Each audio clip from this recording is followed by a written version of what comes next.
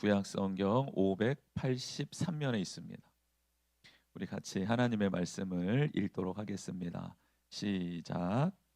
엘리사가 죽을 병이 들매 이스라엘의 왕 요아스가 그에게로 내려와 자기의 얼굴에 눈물을 흘리며 이르되 내 아버지여 내 아버지여 이스라엘의 병고와 마병이여 하매 엘리사가 그에게 이르되 활과 화살들을 가져오소서 하는지라 활과 화살들을 그에게 가져오매 또 이스라엘 왕에게 이르되 왕의 손으로 활을 잡으소서 하매 그가 손으로 잡으니 엘리사가 자기 손을 왕의 손 위에 얹고 이르되 동쪽 창을 여소서 하여 곧 열매 엘리사가 이르되 쏘소서 하는지라 곧 쏘매 엘리사가 이르되 이는 여호와를 위한 구원의 화살 곧 아람에 대한 구원의 화살이니 왕이 아람 사람을 멸절하도록 아벡에서 치리이다 하니라. 또 이르되 화살들을 집으소서 곧 집음에 엘리사가 또 이스라엘 왕에게 이르되 땅을 치소서 하는지라. 이에 세 번 치고 그친지라. 하나님의 사람이 노하여 이르되 왕이 대여섯 번을 칠 것이니이다. 그리하였더면 왕이 아람을 진멸하기까지 쳤으리이다. 그런즉 이제는 왕이 아람을 세 번만 치리이다 하니라. 엘리사가 죽으니 그를 장사하였고 해가 바뀜에 모압 도적대들이 그 땅에 온지라. 마침 사람을 장사하는 자들이 그 도적대를 보고 그의 시체를 엘리사의 묘실에 들이던짐에 시체가 엘리사의 뼈에 닿자 곧 회생하여 일어섰더라. 여호아스 왕의 시대에 아람 왕 하사엘이 항상 이스라엘을 학대하였으나 여호와께서 아브라함과 이삭과 야곱과 더불어 세우신 언약 때문에 이스라엘에게 은혜를 베풀며 그들을 불쌍히 여기시며 돌보사 멸하기를 즐겨하지 아니하시고 이때까지 자기 앞에서 쫓아내지 아니하셨더라. 아멘. 할렐루야. 네, 오늘 이 귀한 하나님의 말씀 통해서 하나님 주실 은혜를 기대합니다. 말씀 제목은 끝까지 치는 믿음. 요아스가 화살들을 가지고 이렇게 바닥을 좀 쳐봐라 했더니 한 세 번 쳤잖아요. 세 번 치는 게 아니라 끝까지 치는, 화살이 부러질 때까지 치는 그런 믿음이 우리 가운데 있었으면 좋겠습니다. 이제 오늘 말씀을 좀 풀어가다 보면 왜 끝까지 쳤어야 하나라는 것을 이제 알게 될 텐데 우리에게 그런 하나님에 대한 신뢰, 하나님에 대한 확신이 있었으면 좋겠습니다. 하나님이 무슨 말씀하시면 그 말씀 따라 끝까지 해볼 수 있는, 순종해 볼 수 있는, 제가 정말 믿습니다라고 최선을 다할 수 있는 우리의 응답이 있었으면 좋겠어요. 하나님은 변함이 없고 하나님은 신실한데 응답하는 우리의 모습이 제각각이고 또 오래 참고 인내하는 제각각이잖아요. 그래서 하나님의 신실하심을 본받아 우리도 그 신실하게 끝까지 하나님의 말씀을 붙들었으면 좋겠고 또 인내했으면 좋겠고 그 길을 걸어갔으면 너무너무 좋겠습니다. 오늘 본문을 통해 하나님의 변함없는 사랑과 긍휼을 우리가 찬양하게 되기를 원합니다. 하나님 정말 사랑이시구나, 하나님 정말 긍휼이 많으시구나라고 고백할 수 있었으면 좋겠고 또 한 가지는 하나님 품 안에서 우리가 해야 할 일, 그런 믿음의 결단과 행동들은 어떠해야 하는지에 대해서 한번 상고해봤으면 좋겠습니다. 많은 신학자들이 말을 해요. 전적인 하나님의 은혜로 우리를 구원받는다. 그러니까 전적인 하나님의 은혜로 구원받죠. 전적인 하나님의 은혜가 100%예요. 100%. 그런데 하나님께서는 우리의 응답을 기대하신다. 그래서 인간 편에서의 응답과 하나님의 전적인 100% 선하신 그 하나님의 은혜의 접점, 그 접점에 우리는 거듭남이 있고 그리고 그 안에서 새로운 길을 보게 되고 그 안에서 하나님의 나라를 세워가게 된다라고 하거든요. 그러니까 전적인 하나님의 은혜이지만 그 은혜가 은혜입니다라고 고백하는 우리의 응답 정말 미미하고 거의 제로 포인트, 제로 퍼센트에 가깝지만 그래도 그 응답 네 하나님의 전적인 은혜입니다라는 고백이 있을 때 그 안에서 거듭남이 있거든요. 그래서 우리의 믿음의 결단과 행동이 있으면 좋겠다. 그것은 하나님의 말씀이 이루어지는 데 있어서 제로 퍼센트 제로 퍼센트이지만 그럼에도 불구하고 제로지만 그 제로를 행해야 된다라는 거죠. 행해야 된다. 그때 하나님이 기뻐하시고 그 말씀대로의 역사가 일어납니다. 자식은 부모를 버려도 부모는 자식을 버리지 못하죠. 하나님은 우리를 창조하신 창조주 아버지이시잖아요. 예수님도 제자들에게 하나님을 아버지라고 불러라 라고 이렇게 말씀해 주시며 기도를 가르쳐 주셨습니다. 정말 예수님은 제자들에게 파격적인 선언을 하신 거예요. 감히 하나님을 입에다가 부르지도 못해서 하나님이라는 이름을 히브리어로 아도나이로 바꿔서 기록할 정도였는데 하나님의 이름을 엘로힘을 담는 것조차도 야훼라는 이름을 닿는 것조차도 불경스러워했던 유대인들이었거든요. 근데 그들에게 하나님을 아버지라고 부르라는 거예요. 예수님이 감히 어떻게 그렇게 부를 수 있습니까? 아무도 그럴 수 없죠. 근데 예수님이 그 길을 열어 주셨잖아요. 온전한 순종, 온전한 희생으로 하나님의 품으로 달려갈 수 있는 길을 예수님이 몸으로 열어 주셨잖아요. 그 몸이 찢기심으로 지성소와 성소를 가로막고 있었던 휘장이 위에서부터 아래로 찢어졌잖아요. 휘장이 찢기는 것은 예수 그리스도의 몸이 찢기는 것이다라고 말씀하고 있잖아요. 예수님이 내어주신 길이에요. 몸으로 내어주신, 생명으로 내어주신 길이죠. 그래서 우리는 그 길로 막 달려갈 수 있는 거예요. 그렇죠? 그런데 우리는 그런 사실을 알아서 그런지는 몰라도 구약 성경을 읽다 보면 고구마 한 세네 개를 막 먹고 물도 못 마시는 상황에 처합니다. 너무너무 답답해요. 답답함을 느낄 때가 너무 많지 않습니까? 왜 이런가 얘네들. 이스라엘 백성은 어떻게 하나님의 마음을 정말 1도 모를까? 0.1도 모를까? 하나님은 왜 이런 이스라엘 백성을 왜 이렇게 오래 참고 기다리실까? 인내하실까? 참으실까? 기회를 왜 이렇게 무한정 주실까? 고민이 돼요, 고민이. 서두에 말씀드렸습니다. 부모를 버리는 자식은 있어도 자식을 버리는 부모는 없습니다. 그렇죠? 이사야 43장 7절에 보면 내 이름으로 불려지는 모든 자 곧 내가 내 영광을 위하여 창조한 자를 오게 하라. 그를 내가 지었고 그를 내가 만들었느니라. 아멘. 이런 말씀이 있어요. 하나님은 이스라엘 백성을 지었고 만들었다라고 말씀하세요. 하나님의 영광을 위하여 창조한 자녀 백성이다라고 이스라엘을 정확한 정체성을 부여해요. 너희들 내가 만들었어. 너희들 내가 낳았어. 내가 지었어. 나의 영광을 위해.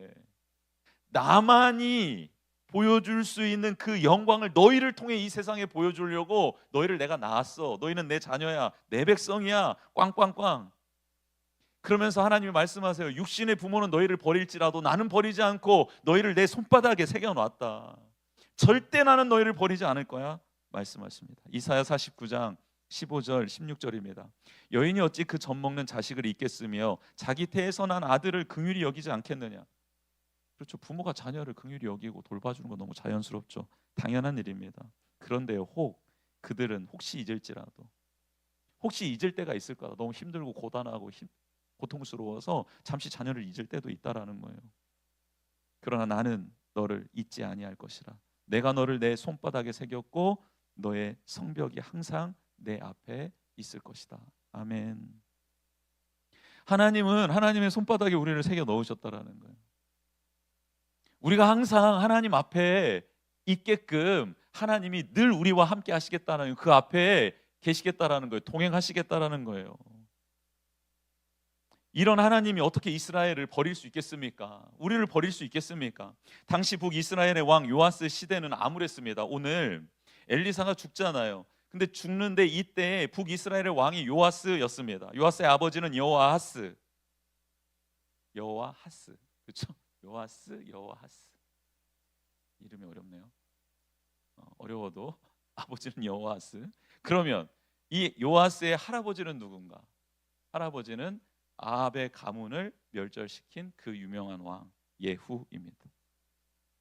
예후는 아합의 가문을 심판했어요. 하나님의 말씀 따라. 그래서 하나님께서 그의 행위를 칭찬해 주셨어요. 칭찬의 결과 복을 받는데 어떤 복이냐면 내가 너의 왕 위를 4대까지 이어 줄게 라고 약속을 받았습니다. 그리고 그렇게 성취가 되지요. 그런데 예후와 그의 아들들은 하나님을 온전히 섬기질 않아요. 하나님의 은혜를 받았고 하나님의 말씀대로 가문이 이어져 나아가는 것을 눈으로 확인하고 체험하고 그 주인공이면서도 그 하나님의 말씀을 듣지 않아요. 그 하나님의 말씀을 멸시해요. 마음을 다해 하나님의 계명을 지켜 행하라고 했는데 마음을 다하여 하나님의 계명이 아닌 자신의 뜻을 쫓아 살아가요. 자신의 욕망을 따라 살아가요. 결국 여호아스 시대, 그러니까 지금 요아스의 아버지 시대인 여호아스 시대에 아람 군대에 의해 북이스라엘이 초토화됩니다. 백성들은요 먹을 게 없어집니다. 살 집조차 사라져요. 결국 여호아스가 죽고 그의 아들인 요아스가 왕이 됩니다.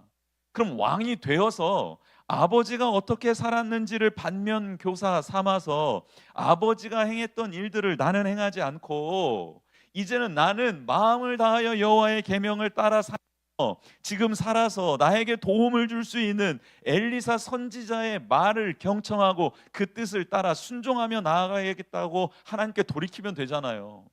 근데 아버지 여호아스가 했던 그 길을 그냥 그 전철을 똑같이 밟아가는 거예요. 더 우상 숭배를 합니다.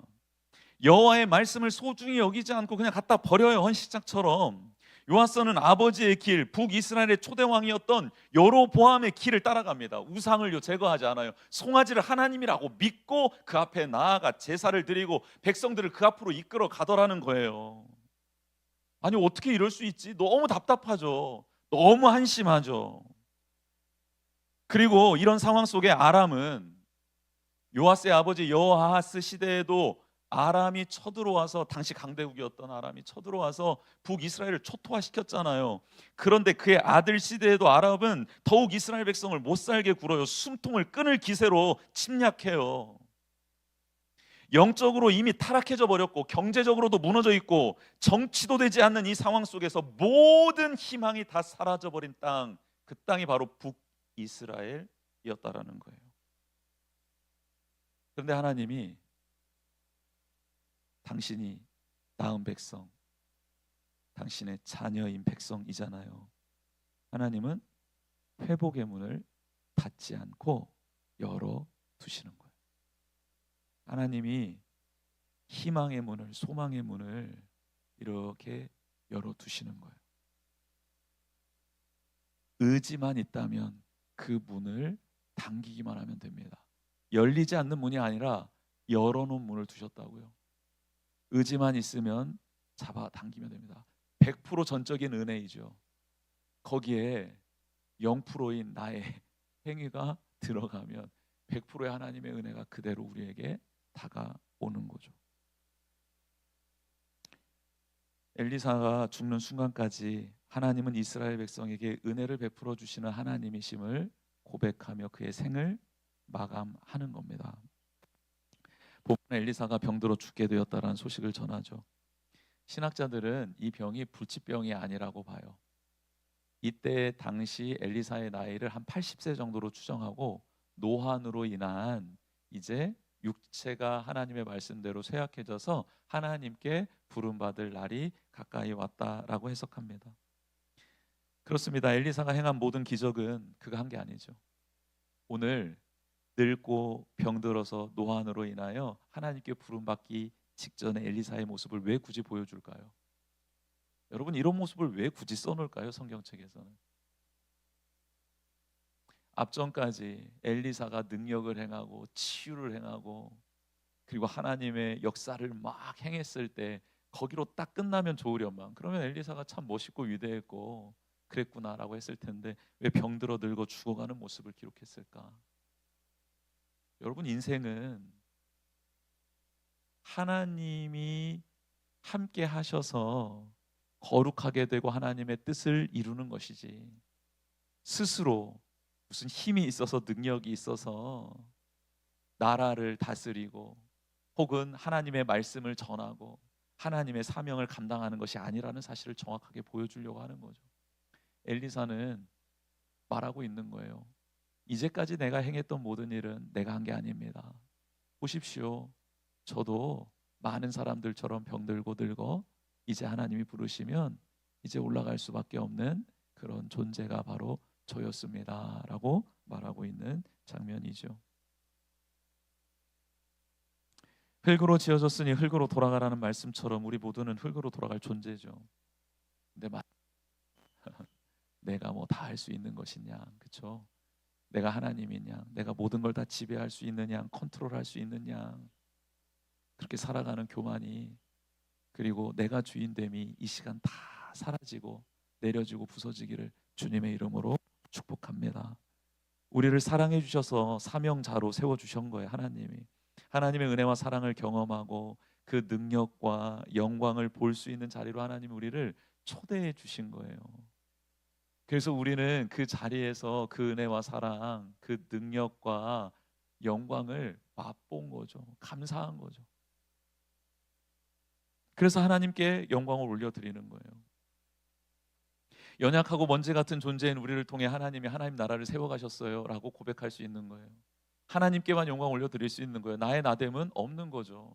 사도 바울이 나의 나된 것은 다 하나님의 은혜입니다. 저를 주목하지 마세요. 내가 있는다고 되는 게 아니고 없는다고 되는 게 아니에요. 우리 모두가 다 하나님께 집중하고 하나님을 의지하면 돼요. 울부짖고 있었던 에베소 교회 장로들에게 가서 말합니다. 내가 정직하게 행한 걸 당신들이 알잖아요. 최선을 다해 한 거 알잖아요. 근데 그게 다 하나님의 은혜였다라는 것도 알고 있잖아요. 그러니 하나님의 은혜로 에베소 교회는 든든히 서갈 줄 믿습니다.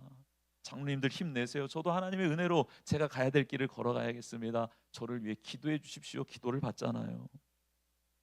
겸손한 자는 그렇게 모든 것이 하나님의 은혜였습니다. 하나님의 사랑과 은혜와 능력과 영광 가운데 우리를 초대해 주셔서 우리가 잠시 그 안에서 누렸던 것이지 제가 한 게 아닙니다. 저를 보세요. 제가 무슨 힘이 있습니까? 저를 보세요. 저 병들었잖아요. 저를 보세요. 제가 어리석잖아요. 저를 보세요. 저는 아는 게 별로 없잖아요. 제가 한 게 아닙니다.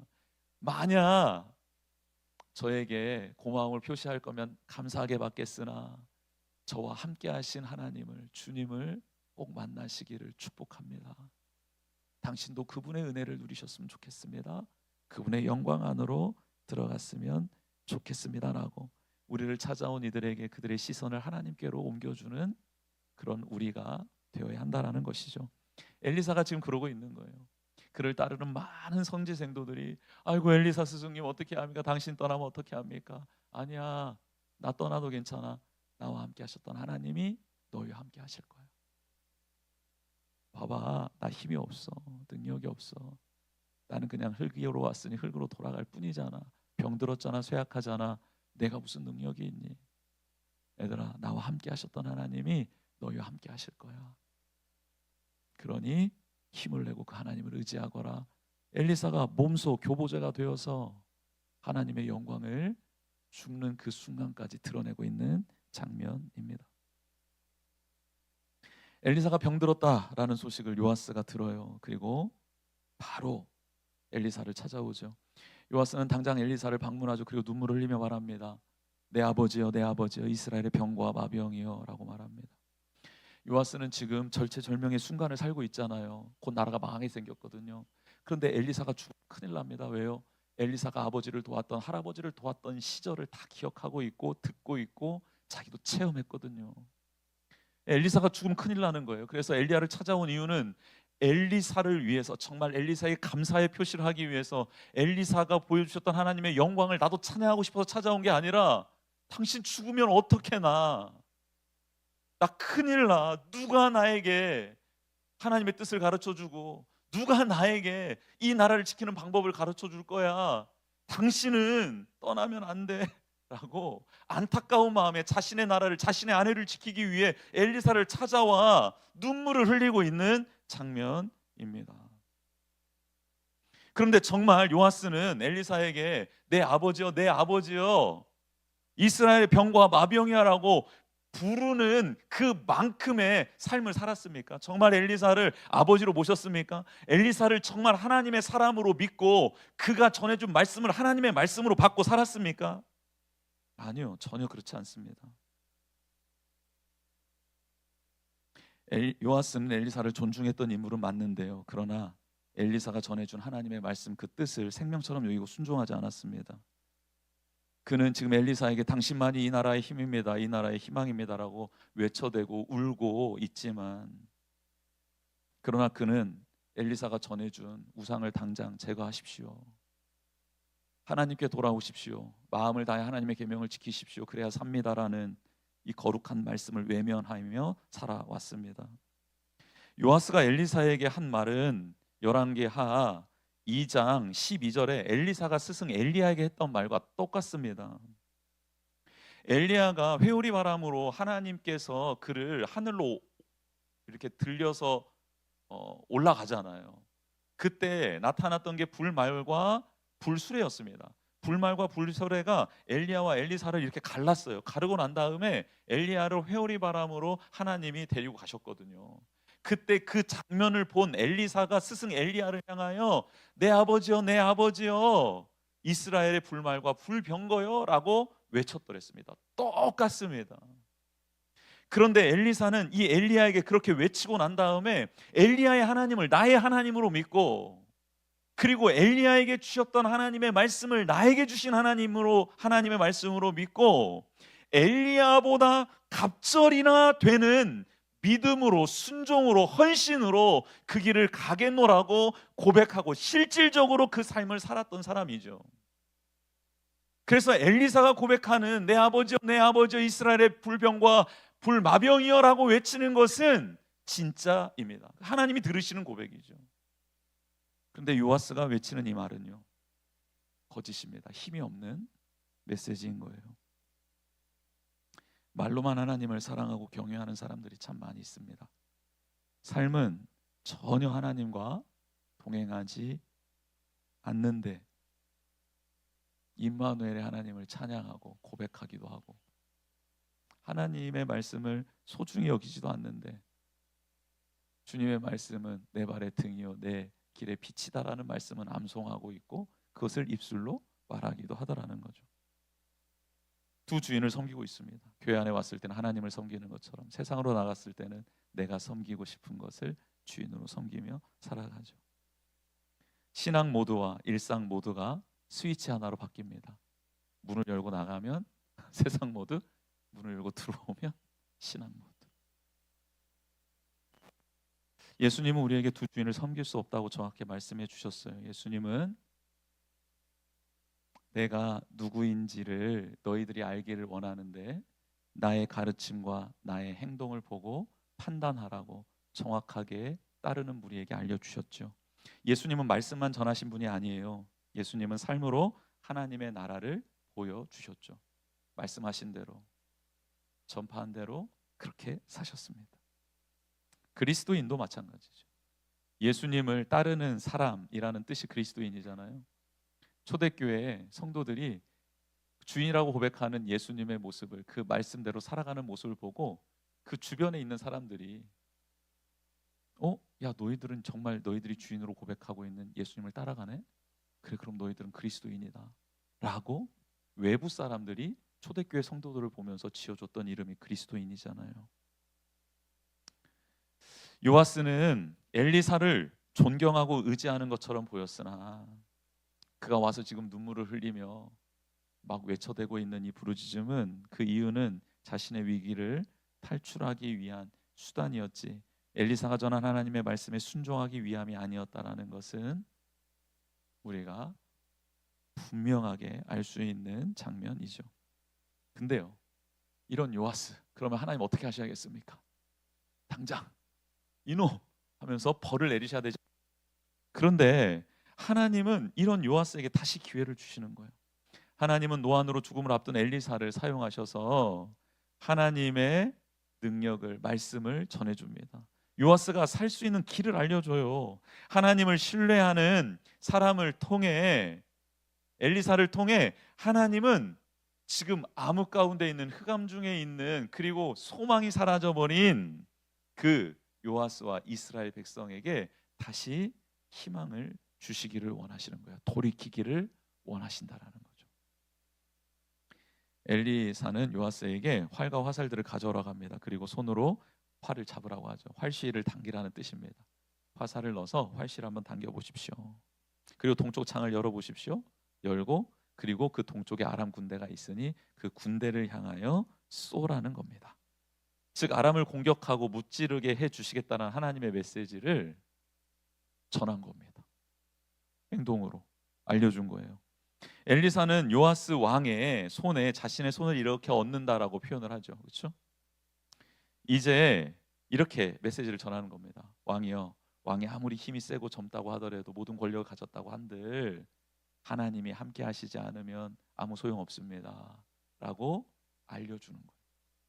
여러분 한번 생각해 보세요. 엘리사 이제 80세가 넘은 노인, 그리고 노안으로 해야 하나님께 부름받기 직전, 그 연로한 엘리사의 손이 젊고 패기 있고 쌩쌩하고 모든 권력을 가진 왕의 손 위에 얹어졌어요. 그렇죠? 악의 힘이 누가 더 세요? 왕이 더 세죠. 엘리사는 활시도 못 당겨요. 활이 나가지도 않아요. 그런데요, 요아스 왕이 생각하는 하나님의 말씀, 하나님의 능력, 하나님의 손이 마치 늙은 노인의 손처럼 힘이 없는 것처럼 여기고 있잖아요. 요아스가 지금 하나님을 그렇게 보고 있는 거잖아요. 필요 없어 하나님의 말씀. 노인네와 같은 손과 같은, 아이고 활시도 못 당기는 손, 쭈글쭈글해서 쓸모없는 손, 힘도 없는 손, 병든 손, 그렇게 하나님을 대하고 있잖아요. 하나님의 말씀을 대하고 있잖아요. 근데 엘리사는 뭐라 그러는 거예요? 네가 그렇게 여기는 하나님, 근데 그 하나님의 은혜가 없이는 너는 살 수 없다. 너는 이길 수 없다. 너는 승리할 수 없다라고 하나님의 메시지를 전하고 있는 거예요. 하나님 입장에서 화가 날 법도 한데, 하나님을 그렇게 취급하고 있는 요아스가 화가 날 법도 한데, 그는 하나님이 만드신, 하나님이 창조하신, 세우신 자녀이고 왕이기에 하나님은 그에게 다시 기회를 주시는 거죠. 하나님의 말씀이 힘이 없어 보일 때가 있습니다. 우리들에게도 그래요. 그 말씀 붙들고 씨름하고 있는데 말씀이 이루어지지 않거든요. 성취되지 않거든요. 하나님 안 계신 것처럼 느껴질 때도 있고, 그렇죠. 언제까지입니까? 라고 불신할 때도 있죠. 그런데요, 지금 이 시간 하나님 말씀하십니다. 네가 그렇게 나를 여겨도 너는 그런 나의 도움 없이는 살 수 없다라고. 하나님 편에서는 화가 날 법도 한데, 그런데 하나님은 그런 취급을 받으시면서도, 그런데도 너는 내가 없으면 죽으니 내가 다시 너를 찾아오고 내가 너를 다시 잡아주고 내가 너를 다시 끌어안으마라고 말씀해 주시는 것입니다. 할렐루야. 이런 은혜가 우리 가운데 충만하기를, 그런 하나님을 이제는 멸시하지 않고 무시하지 않고 그 하나님을 사랑한다고, 하나님 저도 하나님을 저의 생명처럼 여깁니다라고 고백할 수 있는 우리가 되기를 주님의 이름으로 축복합니다. 엘리사는 한 번 더 요아스에게 요청해요. 화살들을 잡고 그것으로 땅을 치라는 명령입니다. 화살들을 잡고 그것으로 땅을 한번 쳐보라는 거예요. 근데요, 앞서 17절 화살을 동쪽으로 쏜 것은 하나님을 위한 구원의 화살이고 아람에 대한 구원의 화살이라고 설명을 해주잖아요. 그리고 왕이 아람 사람을 멸절하도록 아벡에서 칠 거라는 뜻을 알려줍니다. 즉 당신이 쏜 이 화살은 아람을 칠 거다, 쳐서 부서뜨린다라는 의미입니다 라고 알려주고, 화살들을 잡아서 그와 같이 땅에 한번 쳐보라는 거예요. 만약 이 하나님의 말씀, 하나님이 아람을 당신의 손에 치게 하겠다, 주시겠다라는 이 말씀을 믿는다면, 그 확신이 있다면 확신을 가지고 당신도 하나님께 한번 반응해 보세요. 그 화살들로 한번 쳐보세요. 하나님이 치실 거다라는 믿음의 분량만큼, 믿음의 확신만큼, 하나님을 의지하는 만큼 한번 쳐보세요라고 엘리사가 요아스에게 하나님의 말씀을 전하는 겁니다. 그런데 요아스가 어떻게 해요? 요아스가 어떻게 해요? 화살들을 들고 몇 번 쳐요? 3번. 어떻게 쳤을 것 같아요, 요아스가? 집사님들은, 우리 성도님들은, 우리는 하나님의 말씀이 임했어요. 우리의 적을 물리쳐 주시겠대요. 그리고 그걸 믿는 만큼 너가 한번 행동해 봐라라고 했을 때 우리는 어떻게 하겠습니까? 노인이 된 엘리사는 요아스의 모습을 보면서 화를 냅니다. 여러분, 이제 병들어서 죽을 날이 다 됐는데 화가 올라오는 거예요. 화가. 의분이죠. 하나님을 사랑하고 하나님을 믿고 신뢰하며 일평생 살아왔던 그 엘리사는 이제 죽음을 앞두고서도 하나님을 신뢰하지 못하는 행동을 보고, 그런 믿음의 자세를 보고, 그런 태도를 보면서 화가 올라왔던 거예요.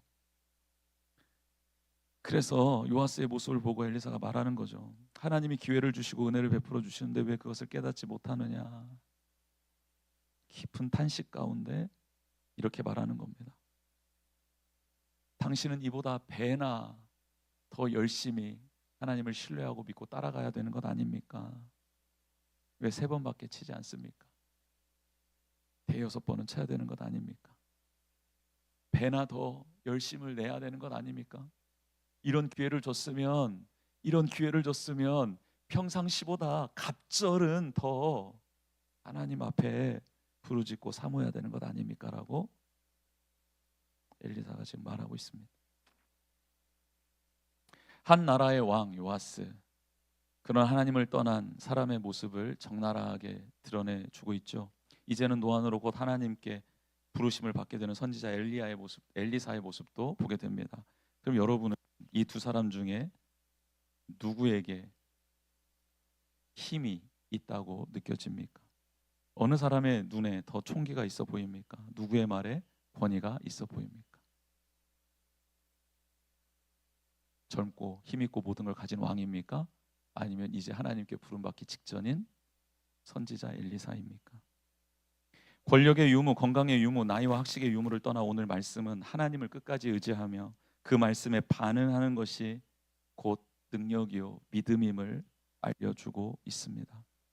엘리사는 자신에게 힘이 없다라는 것을 알고 있었고, 그래서 전적으로 하나님을 의지하고 하나님의 말씀에 순종했죠.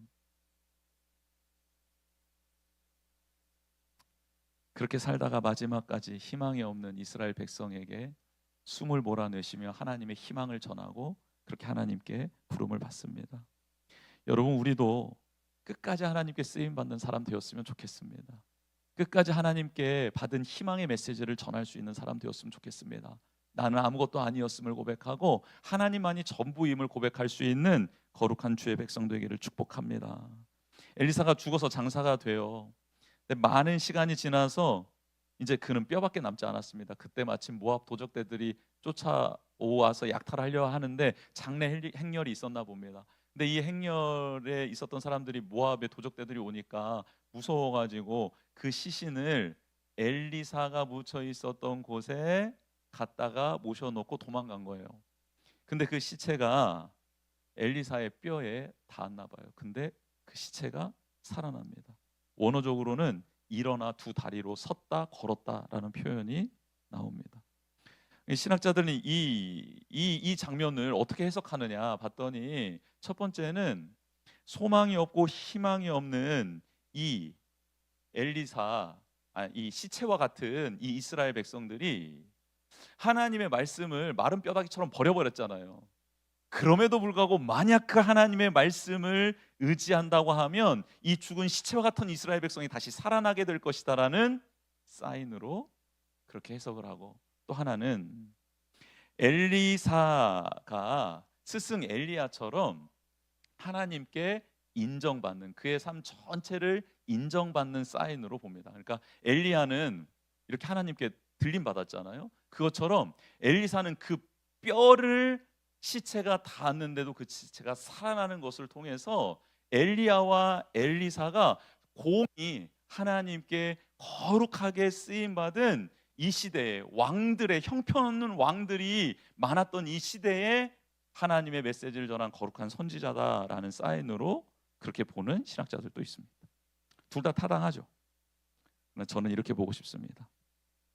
하나님의 능력은 그 누구도 제한할 수 없다.